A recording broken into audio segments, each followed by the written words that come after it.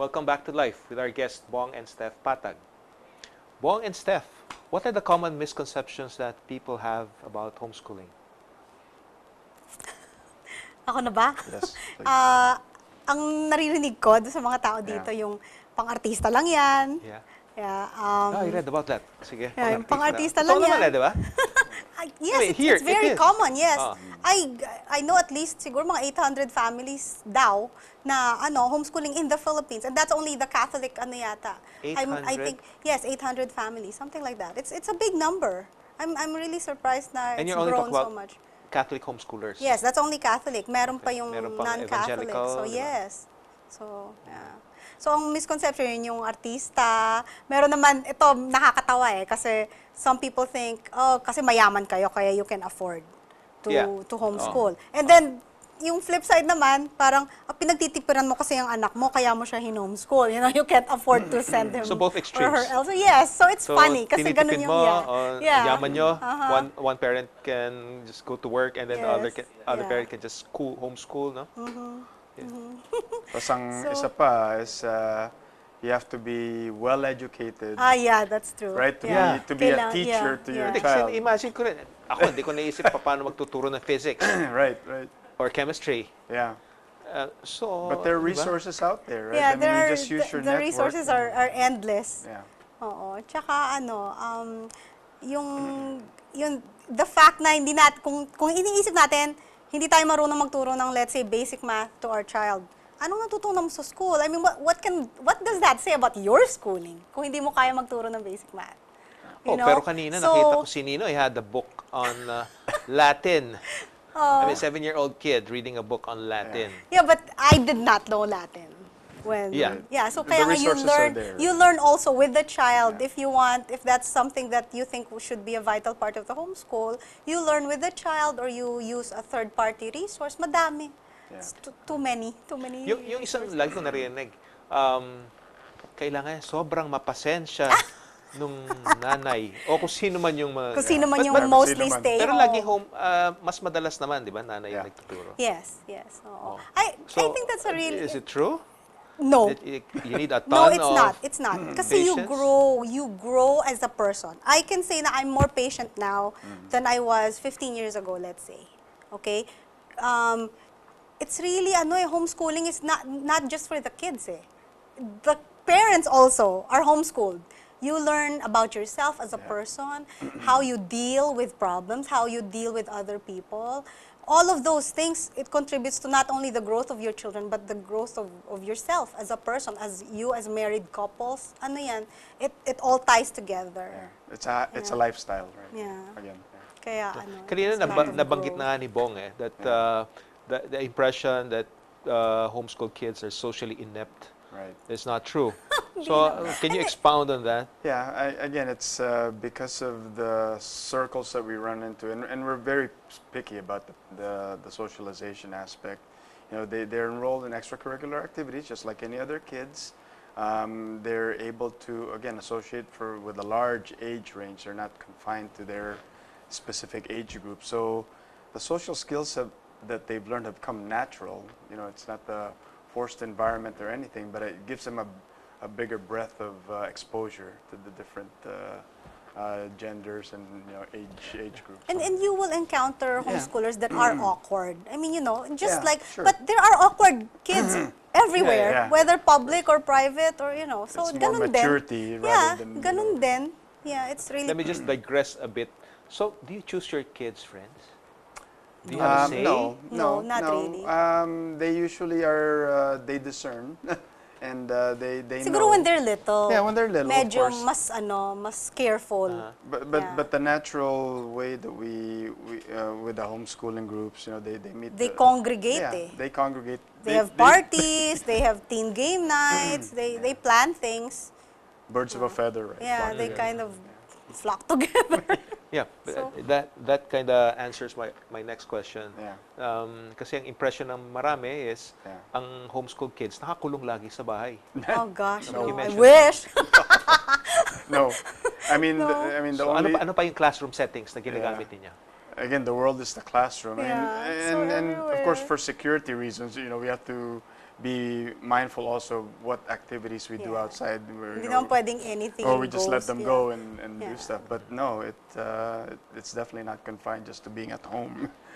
And there's so much. I mean, I think here too in the Philippines, marami ng resources din. Like some parent organizations here, I think the homeschoolers, they offer classes like art classes, yung sewing classes. I think one of our friends did that. Marami. I mean, so many things to choose from. So you're always, ang ano nga is narrowing it down eh.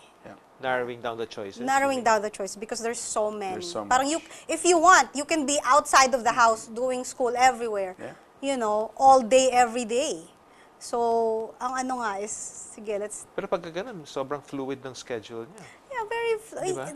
Some people choose to homeschool that way. It's not right for everyone, but some people do. I mean, some people sa US, they take their kids on their RV, they travel all over. How do you teach order? Yeah. Like having a sense of time na by this time, dapat ito natapos mo. Yeah. Ganun. So how do you teach that? Meron kaming calendar and planners. Yep. Pero depende rin sa age nga and, stage of maturity. Kasi, what we use is called pegs. So, halimbawa, breakfast. Alam mo na, breakfast, okay, so after breakfast, alam mo na, you need to do, ang ano ko right now, requirement namin right now with the youngest is 4 lessons a day. So, it's up to you, are you going to peg that to breakfast? Na do your 4 lessons right after breakfast? Or are you going to spread that out during the day?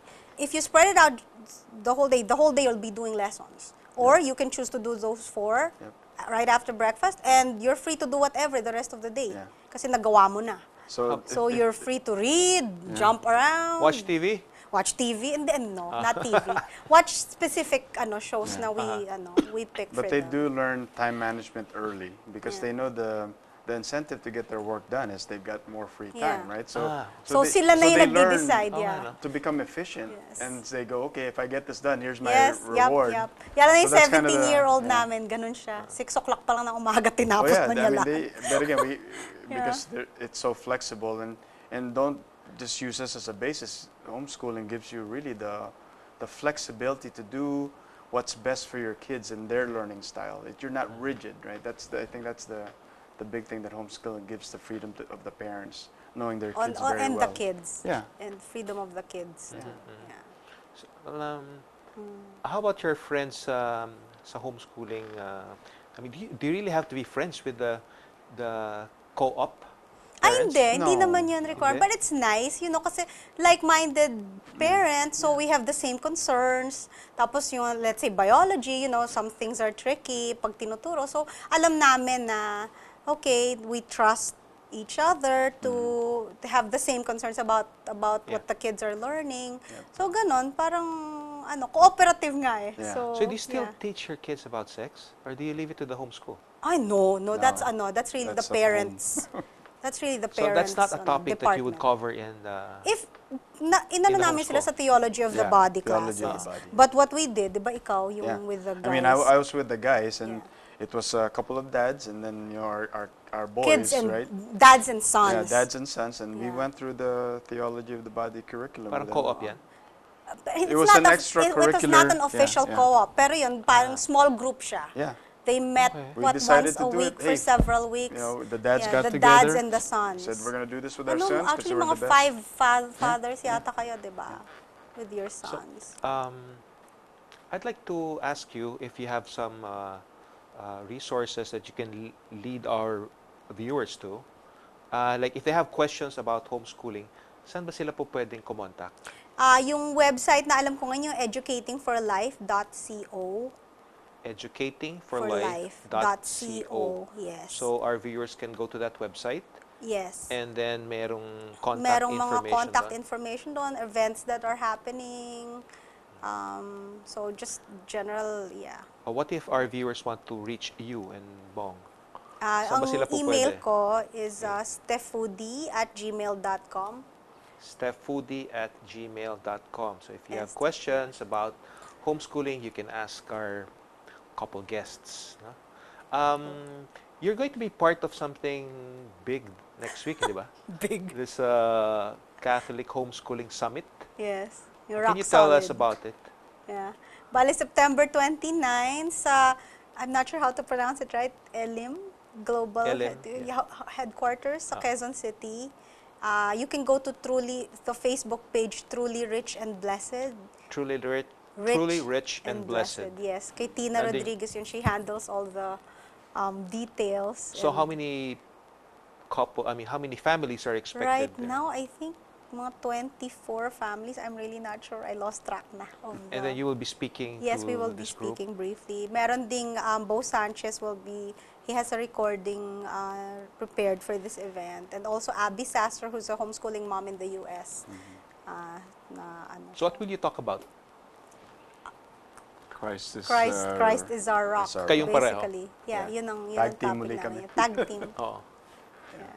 So what do you are you going to share your experience in the US to our Philippine counterparts? Basically, it's really inspirational Yeah. yung how we've homeschooled now with Christ As our foundation. as our foundation.